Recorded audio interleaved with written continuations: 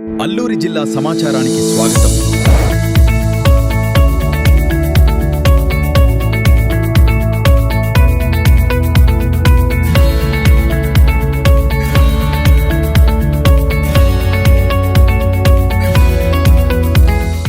అల్లూరి సీతారామరాజు జిల్లా పాడేరు పోస్టాఫీసులో సోమవారం అర్ధరాత్రి చోరీ చోటు చేసుకుంది.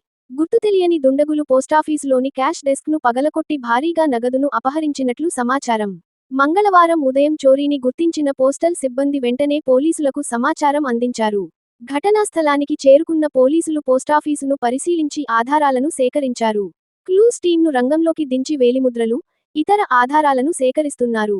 ఈ ఘటనపై కేసు నమోదు చేసిన పోలీసులు దొంగలను గుర్తించేందుకు దర్యాప్తు ముమ్మరం చేశారు.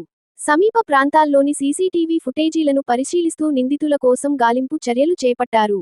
ఈ చోరీ ఘటనతో పాడేరు ప్రాంతంలో స్థానికంగా కలకలం నెలకొంది.